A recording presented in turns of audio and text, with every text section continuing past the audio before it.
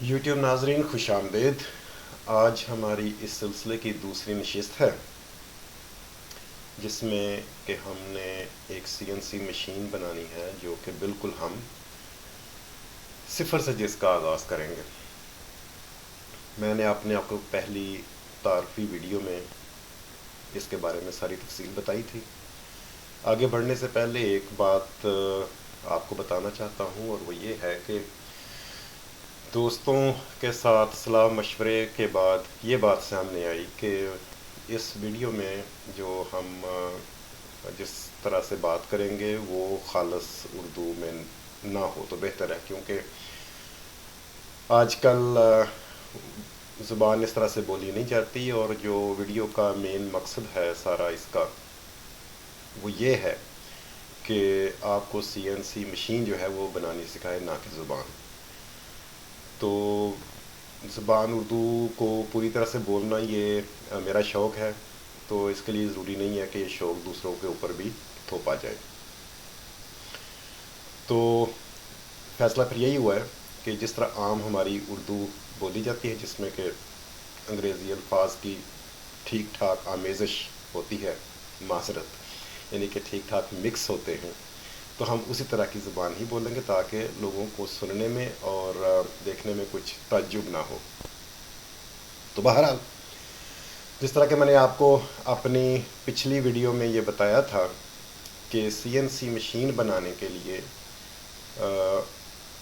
2D और 3D software जो हैं वो भी आने लाजमी है। अगर वो आपको नहीं आएंगे तो उसका नुकसान ये होगा कि फिर आप किसी न किसी पे डिपेंडेंट रहेंगे कि वो आपको बना के दे। इस सारी वीडियो का मकसद ये है कि जो देखने वाले हैं उनको शुरू से लेके आखिर तक हर चीज़ का जो है वो पता होना चाहिए। तो मैंने आपको ये भी बताया था कि जो सीएनसी मशीन हम बनाने जा रहे हैं, हम उसका जो डिज़ाइन है वो भी इन्हीं सॉफ्टवेयर में ही डिज़ाइन करेंगे ताकि आपको पहले से पता हो कि जो मशीन आपकी बनेगी वो किस तरह की होगी। तो जो हम सॉफ्टवेयर इस्तेमाल करने जा रहे हैं उसमें दो तरह के सॉफ्टवेयर हैं, मतलब एक तरह के दो सॉफ्टवेयर हैं। एक का नाम सॉल्व स्पेस है और दूसरे का नाम फ्री कैड है। फ्री कैड के बारे में शायद कुछ लोगों ने सुना हो, लेकिन सॉल्व स्पेस के बारे में मेरा ख्याल है कि कम ही लोगों ने सुना होगा, या शायद किसी ने भी ना सुना हो। हम आगाज़ जो है वो सॉल्व स्पेस से करेंगे, और ये एक ऐसा सॉफ्टवेयर है कि इसका साइज़ बहुत ही छोटा है और ये काम जो है वो ठीक ठाक तरीके के कर लेता है। जैसे वो हमारे कहते हैं ना, छोटा सा मैं बच्चा हूँ और काम करूँगा बड़े बड़े, वो वाली बात इसके ऊपर बिल्कुल सादक आती है। इसका जो फुटप्रिंट है वो मेरा ख्याल है तकरीबन 6 मेगाबाइट का है और सिर्फ एक एक्जी फाइल है। मैं जहाँ तक इसको समझ सका हूँ, आप इसमें तकरीबन हर किस्म का डिज़ाइन जो है वो बना सकते हैं, बशर्ते कि वो जो डिज़ाइन है वो मैकेनिकल टाइप का हो। चूँकि सीएनसी मशीन भी मैकेनिकल है और जो सीएनसी मशीन के ऊपर जो हम कोई पुर्जे वगैरह बनाएंगे वो भी मैकेनिकल ही होते हैं, तो वो सारे के सारे सॉल्व स्पेस के अंदर बनाए जा सकते हैं। सॉल्व स्पेस की जो एक कमी है वो ये है कि इसके अंदर हम सीएनसी मशीन को दिए जो हम प्रोग्राम सीएनसी मशीन को देते हैं वो ये वाला प्रोग्राम नहीं बना सकता। उसके लिए फिर हमें कुछ दूसरे सॉफ्टवेयर जो है वो इस्तेमाल करने पड़ेंगे। उसके मुकाबले में दूसरा सॉफ्टवेयर है फ्री कैड। फ्री कैड को हम बाद में इस्तेमाल करेंगे। फ्री कैड जो है वो भी बिल्कुल फ्री है, आप उसको इस्तेमाल कर सकते हैं, किसी भी मकसद के लिए इस्तेमाल कर सकते हैं। फ्री कैड में तकरीबन वो तमाम फीचर मौजूद हैं जो किसी भी एक बहुत ही एडवांस किस्म के 3D सॉफ्टवेयर में होने चाहिए। इसको हम बाद में देखेंगे। तो सबसे पहले मैं आपको शुरू करता हूँ सॉल्व स्पेस से, उसके बाद हम फ्री कैड की तरफ जाएंगे। तो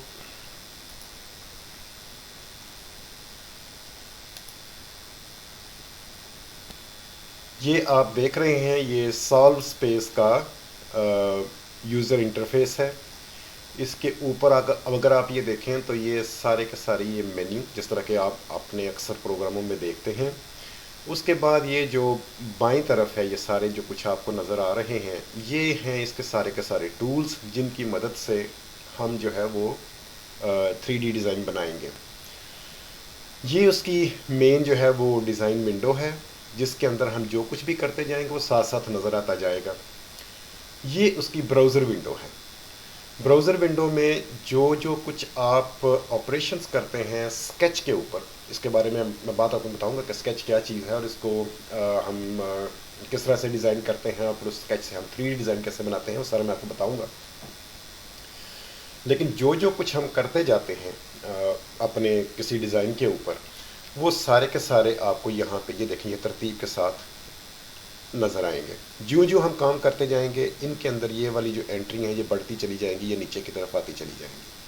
अगर हम किसी एक एंट्री की कुछ खसूसियात या प्रॉपर्टीज़ को बदलना चाहते हैं तो हम उसके ऊपर ऐसे क्लिक करेंगे तो आप ये देखेंगे उसकी जो ऑपरेशन है या उसकी प्रॉपर्टीज़ हमें यहाँ पे मिल जाएंगी, तो हम उसके ऊपर वो सारे के सारे प्रॉपर्टीज़ वगैरह सेट कर सकते हैं। अभी चूँकि ये सिर्फ एक स्केच है और स्केच की जो प्रॉपर्टीज़ हैं वो इतनी ज़्यादा नहीं है, जब मैं आपको साथ साथ आके बताता चला जाऊँगा कि ये कैसे इस्तेमाल करते हैं।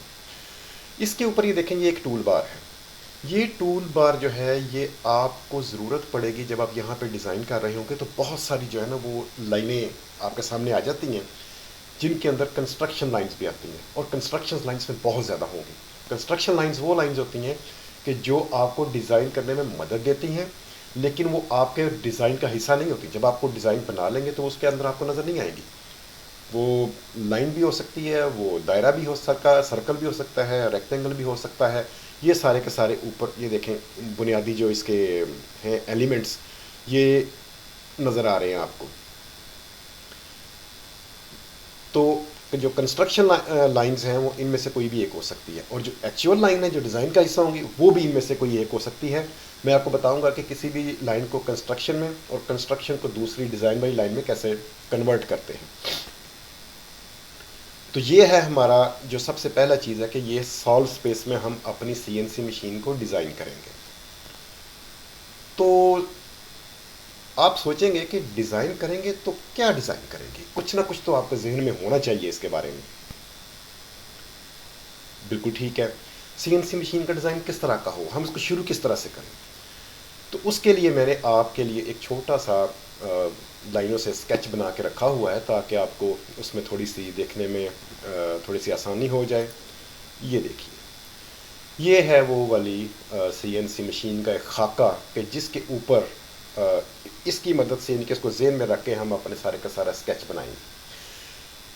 जो इसमें मेन चीज़ें हैं CNC मशीन के अंदर वो उसकी रेलिंग होती है कि CNC मशीन जो है वो किस तरह से ऐसे मूव करेगी। एक एक्सिस X एक्सिस पे, फिर इस तरह से Y एक्सिस पे, और फिर ऊपर से नीचे Z एक्सिस पे। तो आप ये देखिए कि ये इसका एक एक्सिस है, ये देखें ये रेलिंग है जिसके ऊपर ये आगे पीछे मूव करेगी। उसके बाद दूसरा इसका एक्सिस ये वाला है, ये देखें ये दो जो रेलिंग है ये इनके ऊपर ऐसे दाएं बाएं मूव करेगी। और तीसरा इसका जो एक्सिस है वो ये वाला है, ये देखें ये ऐसे ऊपर नीचे जो है वो मूव करेगी। तो CNC मशीन के काफ़ी सारे एक्सिस हो सकते हैं, लेकिन एक बुनियादी CNC मशीन के 3 एक्सिस जो है वो ज़रूर होने चाहिए। 3 एक्सिस के साथ वो 3D डिज़ाइन बना सकती है, लेकिन ये डिपेंड करता है कि आप उसको इस्तेमाल किस तरह से करेंगे। लेकिन इस तरह की मशीन को जो ज़्यादातर लोग हैं वो 2.5D मशीन कहते हैं, क्योंकि इसके जो तीसरा एक्सिस है जो 0.5 वाला है वो पूरा काम नहीं करता, वो स्टेप्स में काम करता है। तो वो जो है वो 0.5 में आमतौर पे काम करता है, लेकिन अगर हम चाहें तो उसको पूरा 3D में इस्तेमाल कर सकते हैं, वो भी मैं आपको बाद में आहिस्ता आहिस्ता बताऊंगा। तो मैं असल में अपनी वीडियोस को इतना ज़्यादा लंबा नहीं रखना चाहता कि कहीं देखने वालों में उकताहट या बोरियत जो है वो ना आ जाए। ज़्यादा से ज़्यादा मेरी जो वीडियो होगी उसका जो दौरानिया है वो 15 से 20 मिनट तक का होगा। तो आज मैंने आपको वो स्केच दिखाया है जिसकी बेस के ऊपर हम अपनी 3D मशीन तैयार करेंगे, ये नज़र आ रहा है आपको। दूसरा मैंने आपको दो सॉफ्टवेयर के बारे में बताया है कि जिनको हम इस्तेमाल करके इस स्केच की बुनियाद के ऊपर हम 3D डिज़ाइन बनाएंगे मशीन का, और उसके बाद फिर हम अपने असल काम की तरफ आएंगे जो कि हमने बाकायदा उसको काटना है। हाँ, ये मैं आपको बता दूं कि ये जो मशीन होगी ये प्लाईवुड की बनेगी, तो हम प्लाईवुड को काटेंगे डिज़ाइन के मुताबिक। तो हम अभी जिस पे काम करना शुरू करेंगे वो है solve space. Solve space software जो है वो आपको कहाँ से मिलेगा, आइए मैं आपको बताता हूँ।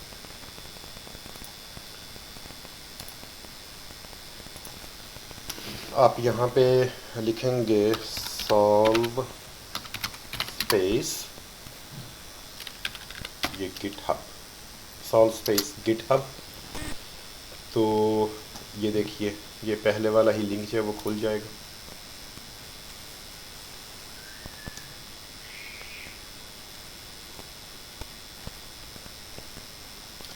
तो इसमें ये आपको साइट पे नज़र आ रहा होगा रिलीज़, आप इस रिलीज़ को क्लिक करेंगे और ये आपको इसके मुख्तलिफ़ किस्म के वर्जन नज़र आ जाएंगे। नीचे ये पुराने भी हैं, जो सबसे लेटेस्ट है वो 3 है। तो ये देखें, ये एक एक्जी है, सॉल्व स्पेस एक्जी। आप इसको क्लिक करके डाउनलोड कर लें और ये देखें इसका साइज़ कितना है, सिर्फ 6.68 MB, बहुत छोटा, और सिर्फ एक फाइल, एक ही एक्जी है बस, इसके अलावा और कोई DLLs और पता नहीं क्या क्या कुछ, वो इसमें ऐसा कुछ भी नहीं है। तो जब आप इसको डाउनलोड कर लेंगे तो आप इसको डबल क्लिक करें तो ये इस तरह से ओपन हो जाएगा। अभी मैं आपको इसको सिर्फ थोड़ा सा तारुफ करवाऊंगा आज। बाकायदा जो हम इसकी डिज़ाइनिंग है वो हम इंशाल्लाह नेक्स्ट सेशन से शुरू करेंगे। तो आप ये देखें कि इसमें आपको 3 ग्रुप नज़र आएंगे।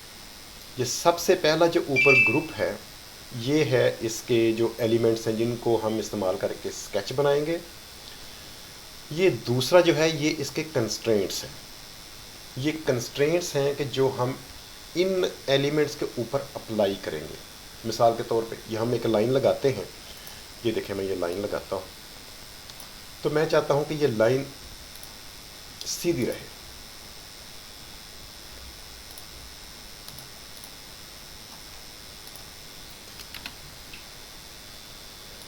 तो मैं ये चाहता हूँ कि लाइन जो ये सीधी रहे, ये कभी भी इस तरह जिस तरह टेढ़ी आपको नज़र आ रही है टेढ़ी ना हो। तो हम क्या करेंगे, इस लाइन को सिलेक्ट करेंगे और यहाँ पे ये देखेंगे वर्टिकल का कंस्ट्रेंट है, तो हम इसको ये वर्टिकल का, ये देखें लाइन बिल्कुल सीधी हो गई। अब इस लाइन को आप चाहे ऊपर से इसको करना शुरू करें या चाहे इसको पकड़ के नीचे से करना, ये सीधी ही, ये वर्टिकल ही रहेगी। ठीक है, अब लाइन का जो साइज़ है वो बड़ा छोटा तो होगा लेकिन लाइन सीधी रहेगी। तो कंस्ट्रेंट जो है वो हम एलिमेंट्स के ऊपर अप्लाई करते हैं ताकि हम उनको किसी एक ख़ास जगह पे और किसी एक ख़ास जाविये पे और किसी एक ख़ास शक्ल पे बांध सकें। स्केच को बांधना बहुत ज़रूरी होता है 3D डिज़ाइन के अंदर। अगर आप नहीं बांधेंगे तो कभी कभी जब आप इसके ऊपर काम कर रहे होंगे और माउस आपका किसी जगह पे क्लिक हो गया तो वो जो मिसाल के तौर पे आपने अपनी जो लाइन थी वो रखनी थी 10 मिलीमीटर की, और यहाँ पे करते करते आपने क्लिक करके ऐसा कर दिया तो लाइन जो है वो 10 से 15 मिलीमीटर की हो जाएगी। तो वो जो आपका पूरे का पूरा डिज़ाइन है वो ख़राब हो सकता है। इसलिए कंस्ट्रेंट्स बहुत लाजमी होते हैं 3D डिज़ाइन के अंदर, और आपको जो भी चीज़, जो भी एलिमेंट यहाँ से उठा के यहाँ पे रखें, आपको चाहिए कि आप उसको कोई ना कोई कंस्ट्रेंट लगा के उसको बांध दें। कंस्ट्रेंट किस किस्म के हैं वो सारे के सारे यहाँ पे लिखे हुए हैं। मिसाल के तौर पे कि ये है एक इसका लेंथ का, कि कोई भी चीज़, अच्छा ये लेंथ हमेशा जो है वो आप सोचेंगे लाइन की होती है, तो जो सर्कल है उसकी क्या लेंथ होगी, सर्कल्स की जो लेंथ होगी ना वो उसका रेडियस या उसका वो पेरीमीटर होगा। तो ये जो लेंथ है ये इन सब के ऊपर अप्लाई हो सकती है, मैं आपको साथ साथ जो है वो बताता रहूँगा। उसके बाद ये है, ये एंगल का कंस्ट्रेंट है। अगर दो लाइनें हैं जिनको आपने ऐसे रखा है और आप चाहते हैं कि वो सिर्फ एक ख़ास एंगल पे ही रहें, तो आप उन दोनों लाइनों के ऊपर ये एंगल वाला कंस्ट्रेंट जो है वो लगा सकते हैं। इसके अलावा ये हॉरिजॉन्टल है, अगर आप चाहते हैं कि लाइन जो है वो हमेशा ऐसी ही रहे, वो ऐसी ऐसी ऐसी ना हो जाए, सिर्फ ऐसी रहे, तो आप उसके ऊपर हॉरिजॉन्टल का कंस्ट्रेंट लगाएंगे। वर्टिकल का मैंने आपको बता दिया है, ये पैरेलल है, मतवाजी, यानी कि अगर दो लाइनें हैं तो आपने उनको मतवाजी रखना है। मिसाल के तौर पे सबसे पहले तो मैं ये आपको वो हॉरिजॉन्टल का भी बता दूं। ये देखिए मैंने वी को सिलेक्ट किया और वी जो है वो सुर्ख रंग का हो गया। इसमें जो चीज़ आप सिलेक्ट करेंगे वो सुर्ख रंग की हो जाएगी, और जिसको आप सिलेक्ट नहीं करेंगे, जो कंस्ट्रेंट है वो मेरा ख्याल है जामनी है, शायद जामनी कलर ही ना लगता है मुझे, ये पर्पल है, वो वाला रहेगा। अच्छा, अब मैंने इसको ये डिलीट प्रेस करके मैंने इसका वो कंस्ट्रेंट हटा दिया। अब आप देखें कि वो दोबारा लाइन जो है वो किसी भी जा सकती है किसी भी शक्ल में। ठीक है, अब मैंने इसके ऊपर हॉरिजॉन्टल का कंस्ट्रेंट अप्लाई करना है, तो मैंने लाइन को सिलेक्ट किया। सिलेक्ट करने के बाद मैंने इसको ये हॉरिजॉन्टल कर दिया, तो आप वो देखें कि लाइन जो है वो हॉरिजॉन्टल, अब ये कंस्ट्रेंट इसके ऊपर लग गया है। अब आप इसको जहाँ मर्जी ले जाएं, ये ऐसी हॉरिजॉन्टल ही रहेगी। एक बात, दूसरा मैंने आपको बताया था इसका जो लेंथ है, ये वाला कंस्ट्रेंट है, ये लेंथ वाला, तो मैं इस लाइन को सिलेक्ट करूँगा और ये वाला कंस्ट्रेंट है, तो मैं इसे कहता हूँ कि इसकी लेंथ होनी चाहिए 50 मिलीमीटर। ठीक है, और ये देखें इसके ऊपर ये 50 मिलीमीटर आ भी गया। अब आप इसको चाहे इधर से पकड़ के खींचने की कोशिश करें या इधर से खींचने की कोशिश करें, इसका साइज़ नहीं बदलेगा। हाँ, इसकी जगह बदल रही है, ये देखें जगह इसलिए बदल रही है कि हमने इसको किसी एक जगह पे बांधा नहीं है। वो भी बांध सकते हैं, मैं आपको बताता हूँ सारा वो सारा कुछ भी। और दूसरे मैंने आपको बताया था पैरेलल। अच्छा, अब मैं एक और लाइन यहाँ पे लगाता हूँ, ये देखें, ये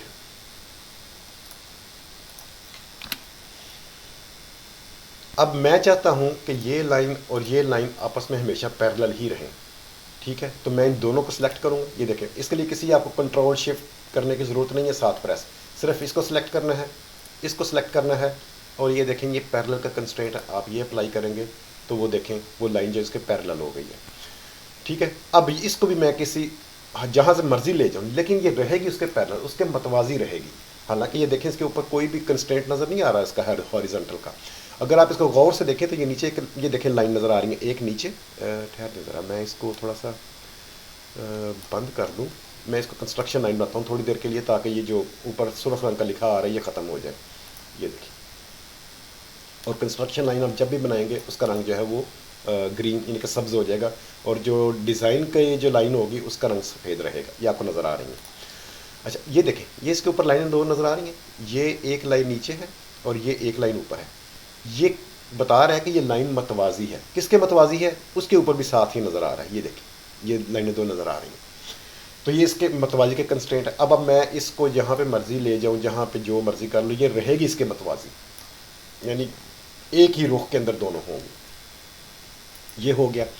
उसके बाद है ये, मैं इसका ज़रा कंस्ट्रेंट ये हटा दूँ,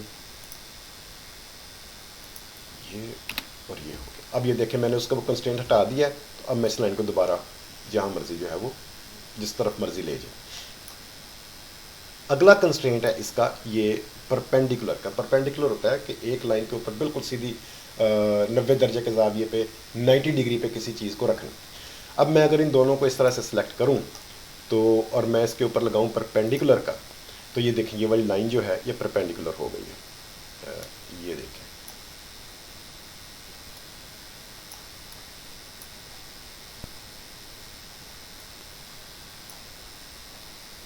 ये देख रहे हैं ये लाइन। अब इस लाइन का मैं साइज़ चेंज कर सकता हूँ, इस लाइन की मैं जगह चेंज कर सकता हूँ, सारा कुछ कर सकता हूँ। ये देखिए ज़रा, मैं इसको थोड़ा सा छोटा कर लूँ, लेकिन ये रहेगी इसके परपेंडिकुलर। परपेंडिकुलर उर्दू में क्या कहते हैं, अमूदी। हाँ, तो ये इसके अमूदन ही रहेगी। ये देखिए, और ये साथ नज़र भी आ रहा है जो कंस्ट्रेंट हमने लगाया हुआ है कि ये इसके परपेंडिकुलर है। और दूसरी लाइन का भी नज़र, ये मैं इसको थोड़ा सा अलग करके देखें, एक ये नज़र आ रहा है ये वाला, और एक ये नज़र आ रहा है, तो इसका मतलब है कि ये दोनों लाइनें आपस में परपेंडिकुलर हैं। तो सवाल ये पैदा होता है कि परपेंडिकुलर तो ये भी हो सकता था कि ये लाइन जो है ये सीधी खड़ी होती, ये वाली जिसके ऊपर मेरा ये माउस है अभी, ये सीधी खड़ी होती, और ये जो दूसरी लाइन है ये ऐसे हो जाती। बिल्कुल हो सकता था, लेकिन चूंकि हमने इस लाइन के ऊपर हॉरिजॉन्टल कंस्ट्रेंट पहले से लगाया हुआ है, लिहाजा ये हिलेगी नहीं, ये हॉरिजॉन्टल ही रहेगी। और जिसके ऊपर हमने कोई कंस्ट्रेंट नहीं लगाया था वो उसके परपेंडिकुलर हो जाएगी। उसके बाद आगे क्या है, ये है इन यानी कि दो पॉइंट्स को मिलाना, किसी भी ये वाले एलिमेंट के दो पॉइंट्स को मिलाना। मिसाल के तौर पे मैं चाहता हूँ कि ये वाला पॉइंट और ये वाला पॉइंट, इस लाइन के दो पॉइंट जो हैं ये आपस में मिल जाने चाहिए। तो मैं इन दोनों को, ये पॉइंट्स और ये पॉइंट सेलेक्ट करूँगा और ये देखें ये वाला, तो ये देखें ये दोनों पॉइंट्स मिल गए। अब दो कंस्ट्रेंट हैं, एक ये है कि ये इसके साथ मिला हुआ होना चाहिए, एक कंस्ट्रेंट।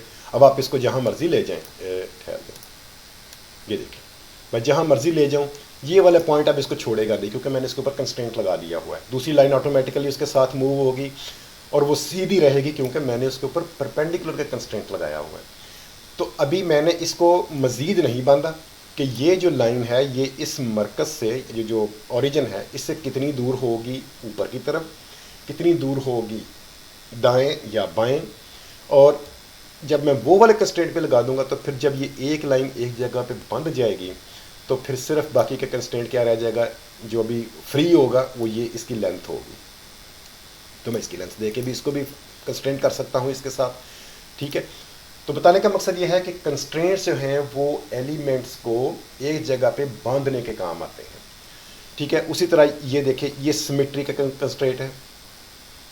मैं अभी सिमेट्री की तरफ बाद में आऊँगा, लेकिन सिर्फ मैं आपको बता रहा हूँ कि सिमेट्री होती है कि एक पॉइंट से दोनों तरफ बराबर का फासला रखना।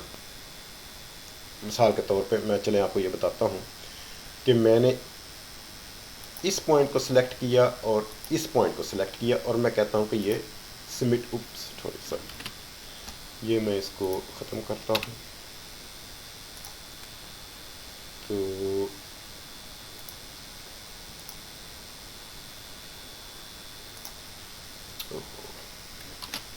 ये हॉरिजॉन्टल इसके ऊपर लगा हुआ है, ये पहले ख़त्म करना पड़ेगा, क्योंकि सिमेट्री हमेशा जो है वो ऑटोमेटिकली हॉरिजॉन्टल कंस्ट्रेंट भी लगा देती है। ये देखिए, अब ये कंस्ट्रेंट है सिमेट्री का। अब मैं अगर अपनी लाइन को बड़ा करूं, ये देखें ये 50 है ना, इसको मैं कर देता हूं 100। जब मैं 100 करूंगा तो आप ये देखा कि ये दरमियान से, सेंटर से एक जितना फासला दोनों तरफ बढ़ा है, किसी एक तरफ नहीं गया, या इस तरफ या इस तरफ। दरमियान इसका जो, यानी कि इसका मतलब ये हुआ कि ये जहाँ पे दो लाइनें आपस में आके मिल रही हैं ना, ये इस लाइन का मिड पॉइंट है, यानी कि सेंटर है, यानी कि वस्त है, ठीक है। उसके बाद ये वाला आपका कंस्ट्रेंट है और इसे हम कहते हैं इक्वालिटी का। कि मिसाल के तौर पे ये मैं एक और लाइन यहाँ पे लगाता हूँ, ये देखिए, ये आप देख सकते हैं कि इस लाइन का जो ना अभी मैंने कोई रुख नहीं बनाया कि इसने किस रुख पे रहना है, मैं सिर्फ अभी इसका इक्वालिटी के कंस्ट्रेंट लगाऊंगा, ये और ये, तो ये दोनों लाइनें अब एक जितनी हो गई।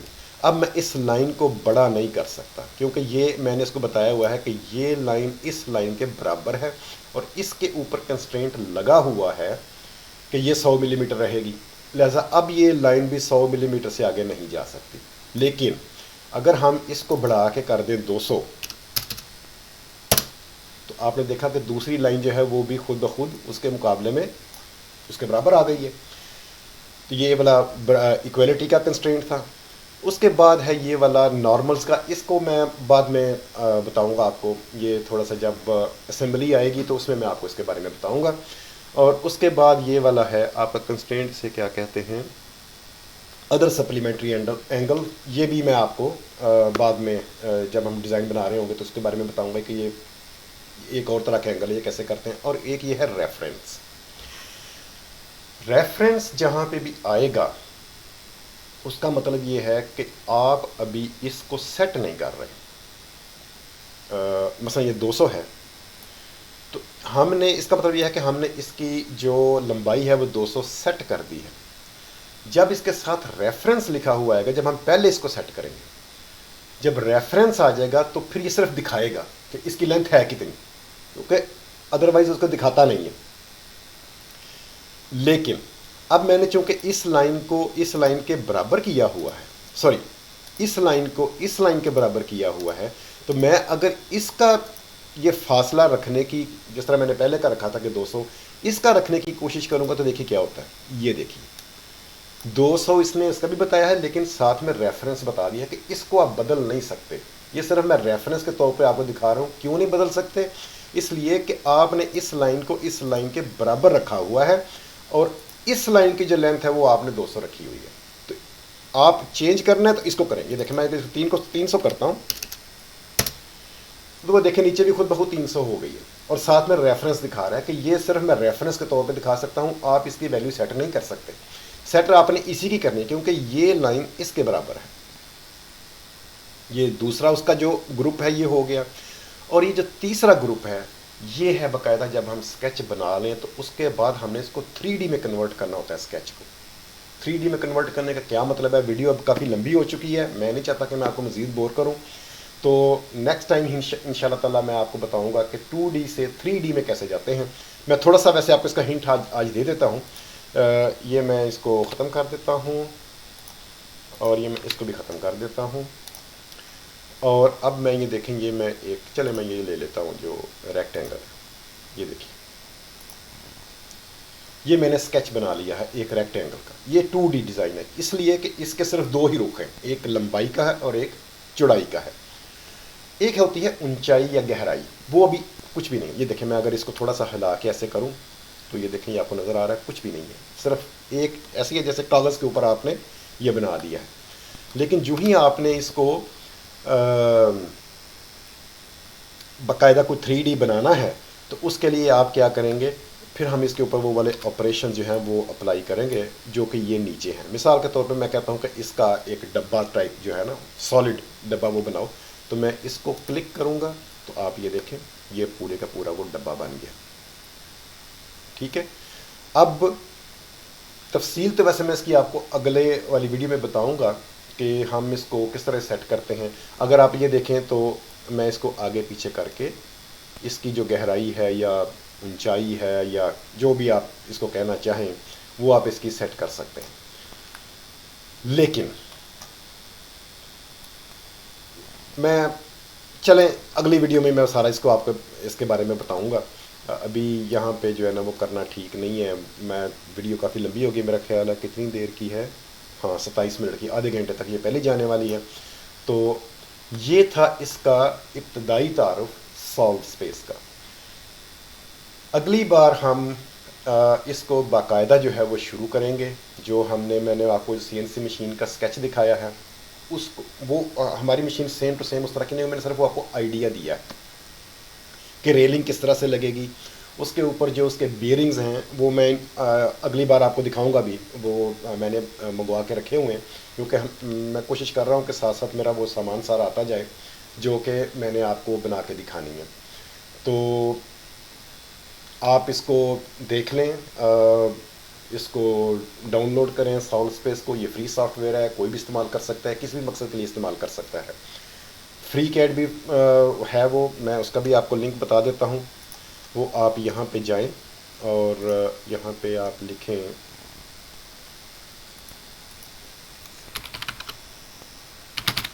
फ्री कैड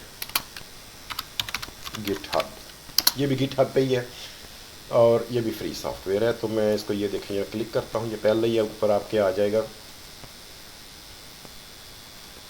और ये है फ्री कैड,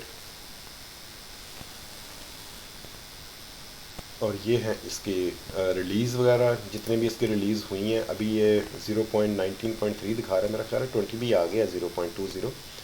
मैं आपको देखते हैं कि वो इसके अंदर नज़र आता है कि नहीं। नहीं, यहाँ पे नहीं नज़र आ रहा, वो शायद वो एक्सपेरिमेंट में मैंने वो भी डाउनलोड किया हुआ। लेकिन बहरहाल, तो जब आप यहाँ पे आ जाएंगे 0.19.3 तो इसके नीचे होंगे एसेट्स, ये हैं इसके एसेट्स, और एसेट्स के अंदर ये सारे के सारे वो सॉफ्टवेयर पड़े हुए हैं। मैं आमतौर पे ये करता हूँ, मेरी कोशिश होती है कि मैं सारे के सारे पोर्टेबल सॉफ्टवेयर डाउनलोड करूँ। वो क्या होते हैं कि मुझे वो विंडो पे इंस्टॉल नहीं करने पड़ते, वो सिंपल एक जिप फाइल होती है, मैं इसको अपनी एक और ड्राइव पर रखता हूँ, उसको अनजिप करता हूँ, उसके अंदर जो एक्जी फाइल होती है उसको डबल क्लिक करके चला लेता हूँ। मुझे इंस्टॉल करना अच्छा नहीं लगता, मैं ये समझता हूँ कि वो विंडोज़ को ऊपर जो है वो लोड डालते हैं, ये मेरा ख्याल है, हो सकता है गलत भी हो। तो इसलिए मैं वो सिर्फ जो ज़िप फाइल होती है वो डाउनलोड करता हूँ। तो ये देखें यहाँ पे जो यहाँ पे इसका है, ये देखें FreeCAD 0.3 विन X64 पोर्टेबल। तो ये 717 MB का है। अब आप अंदाज़ा किया जो साइज़ का कितना है, वो सिर्फ 6.86 MB था और ये 717 MB है। तो दोनों के साइज़ का आप अंदाज़ा कर लें। लेकिन ये बात भी है कि बहुत कुछ ऐसा है जो कि हम सॉल्व स्पेस में नहीं कर सकते, ज़ाहिर है उसकी भी लिमिटेशंस हैं, लेकिन काफ़ी कुछ, और मेरे ख्याल में तकरीबन तकरीबन जो किसी भी 3D डिज़ाइन में हो सकता है वो हम इसमें FreeCAD में कर सकते हैं। हम इसकी तरफ बाद में आएंगे। अगर आपने 3D डिज़ाइन सीखना है तो मैं आपको यही मशवरा दूंगा कि सॉल्व स्पेस से शुरू करें। उससे आपके जो बुनियादी उसकी चीज़ें हैं, जो कॉन्सेप्ट है, वो आपको क्लियर हो जाएंगे कि 3D और 2D के बुनियादी कॉन्सेप्ट क्या होते हैं और स्केचिंग क्या होती है। ये तकरीबन सारे के सारे सॉफ्टवेयर में एक ही तरह का होता है, इसी तरह से सारा काम होता है। तो बजाय इसके कि आप इतना बड़ा सॉफ्टवेयर डाउनलोड करें, और जो सॉल्व स्पेस है ये किसी भी पुराने कंप्यूटर पर, थक्कड़ से थक्कड़ कंप्यूटर पर बड़े आराम से चलेगा, बड़ी ज़बरदस्त चलेगा। तो ये था आज का सेशन। इसके बारे में आप मुझे अपनी राय से ज़रूर आगाह करें। कुछ तजावीज़ अगर आपने देनी है तो वो भी ज़रूर दें, और मैं आपकी तजावीज़ पे कोशिश करूँगा कि बिल्कुल अमल करूँ। ज़ाहिर है ये सारा कुछ आपके लिए है, अगर आपको उसमें अपनी बेहतरी के लिए कुछ नज़र आता है तो मुझे ज़रूर बताएं। तो आज के लिए इतना ही। अगली बार इंशाल्लाह हम बाकायदा स्केचिंग शुरू करेंगे CNC मशीन की सॉल्व स्पेस के अंदर। तो अपना ख्याल रखें और अपने इर्द गिर्द लोगों का ख्याल रखें। बहुत बहुत शुक्रिया। अल्लाह हाफिज़।